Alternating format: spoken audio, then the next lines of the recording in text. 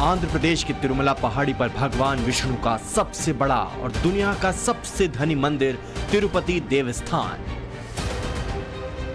100 करोड़ से ज्यादा हिंदुओं की अटूट आस्था इस मंदिर में है। हर साल दुनिया के कोने कोने से करोड़ों भक्त यहाँ वेंकटेश्वर स्वामी की एक झलक पाने के लिए आते हैं। दर्शन के बाद उन्हें मिलता है ये खास प्रसाद। ये महज लड्डू नहीं बल्कि इसे भगवान बालाजी की कृपा और आशीर्वाद का प्रतीक माना जाता है। लेकिन अब इसी महाप्रसाद को लेकर सनसनीखेज खुलासा हुआ है।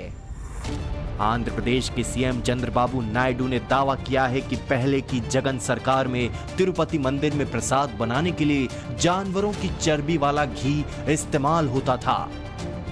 पिछले 5 सालों में वाईएसआर कांग्रेस पार्टी के नेताओं ने तिरुमला की पवित्रता को कलंकित किया है। उन्होंने अन्नदानम की गुणवत्ता से समझौता किया और घी की बजाय पशु चर्बी का उपयोग करके पवित्र तिरुमला लड्डू को दूषित कर दिया।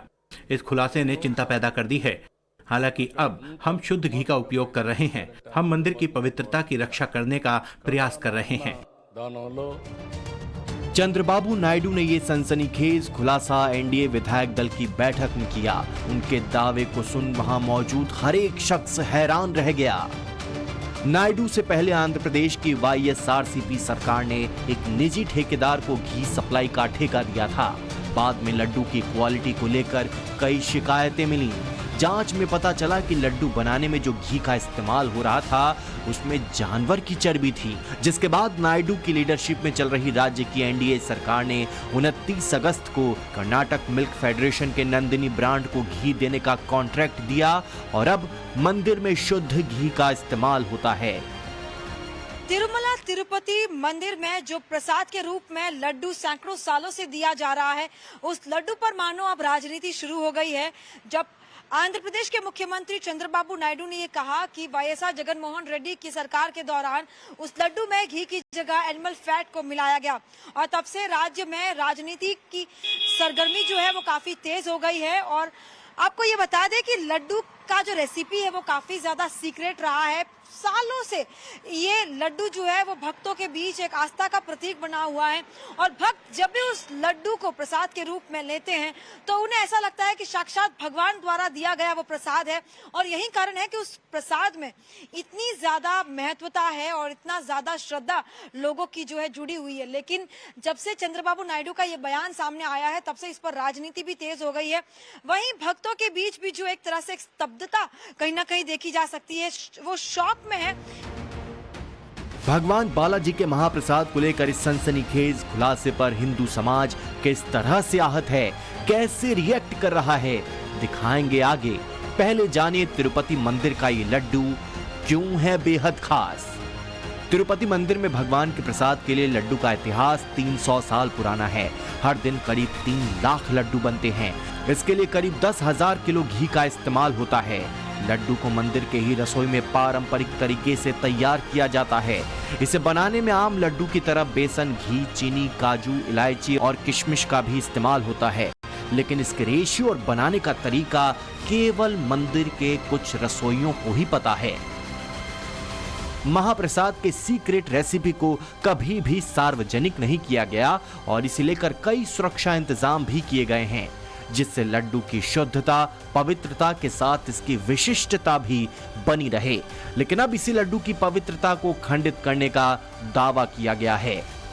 तिरुपति बालाजी से लाखों लोग रुक जाते हैं और सरकार को वहां से कितना फायदा होता है इस चीज को आप देखिए।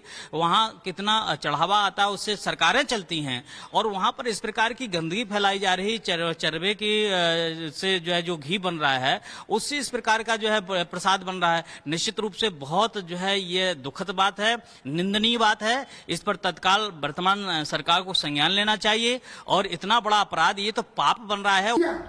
ये बड़ा षड्यंत्र है और समय रहते अन्य राज्य सरकारों से भी संत समिति यह निवेदन करती है कि आप गैर हिंदुओं को मंदिर की व्यवस्था से बाहर करिए, अन्यथा हमें आंदोलन के लिए मजबूर होना पड़ेगा। ये हम सनातनियों के लिए एक बहुत बड़ा झटका है और हम समझते हैं कि इस तरह की अगर दुर्व्यवस्था और कुकृत्य कहते हैं हम तो इसको, कि अगर ये हो रहा है और संज्ञान में आया है सीएम के, तो मैं सीएम से भी कहना चाहूंगा कि इसकी तुरंत निष्पक्ष जांच करे और दोषियों को कड़ी से कड़ी सजा दे। अगर तिरुपति बालाजी के मंदिर में प्रसाद के लिए उत्सव का प्रयोग किया जा रहा है तो बेहद गंभीर और चौंकाने वाला और संपूर्ण विश्व के हिंदू समाज की भावनाओं को आहत करने वाला है। आखिरकार ऐसा कैसे हुआ? कौन लोग षड्यंत्रकारी थे? किनकी सह पर हुआ और कौन दोषी है? हमारा अनुरोध है कि इस विषय में गंभीर जांच होनी चाहिए।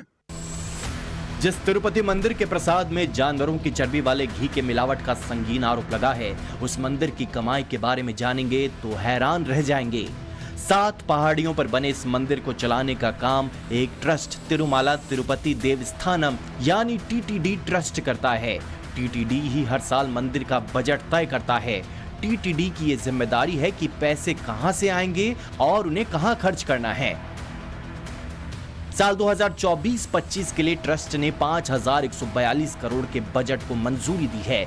इसमें हुंडी से 1,611 करोड़, निवेश से 1,167 करोड़, दर्शन से 338 करोड़, प्रसाद से 600 करोड़ की कमाई का टारगेट है।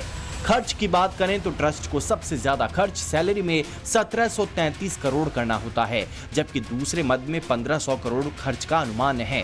बोर्ड ने सनातन धर्म के प्रचार प्रसार के लिए 108 करोड़ का बजट रखा है। बालाजी मंदिर ट्रस्ट हर साल दान में मिलने वाले बालों से ही सैकड़ों करोड़ की कमाई करता है। दावा है कि बालों की नीलामी से ही 125 करोड़ तक की इनकम होती है। जाहिर है भगवान विष्णु का मंदिर है तो मां लक्ष्मी की कृपा बरसेगी ही, और इसी मंदिर को लेकर हिंदुओं की भावना को आहत करने वाला दावा किया गया है। ऐसा नहीं है कि पहली बार जगन मोहन रेड्डी पर हिंदुओं की आस्था से खिलवाड़ का आरोप लगा हो। इससे पहले भी उन पर ईसाई धर्म के प्रचार प्रसार के आरोप लगते रहे हैं, लेकिन अब की बार मामला बहुत बड़ा है। सीधे सीधे भगवान बालाजी के महाप्रसाद में महामिलावट का आरोप है। किसी की भी धार्मिक आस्था से खेलने की आजादी किसी को नहीं दी जा सकती है। चंद्रबाबू नायडू सीनियर लीडर हैं, अगर उन्होंने ये बात कही है तो जरूर उसके पीछे कोई न कोई तथ्य होगा, तभी उन्होंने कहा है, और जो लोग इसमें शामिल उन पर कार्रवाई होनी चाहिए। लेकिन जगन मोहन रेड्डी की वाईएसआर कांग्रेस पार्टी बैकफुट की जगह उल्टे नायडू सरकार पर अटैक कर रही है। पार्टी के राज्यसभा सांसद वाईबी सुब्बा रेड्डी ने सोशल मीडिया प्लेटफॉर्म पर लिखा है, चंद्रबाबू नायडू ने तिरुमला की पवित्रता और करोड़ों हिंदुओं की आस्था को गंभीर रूप से नुकसान पहुंचाया है। तिरुमला प्रसाद के बारे में उनकी टिप्पणी अत्यंत दुर्भावनापूर्ण है। कोई भी व्यक्ति ऐसे शब्द नहीं बोलेगा या ऐसे आरोप नहीं लगाएगा। कांग्रेस तो कुछ वोटों के लिए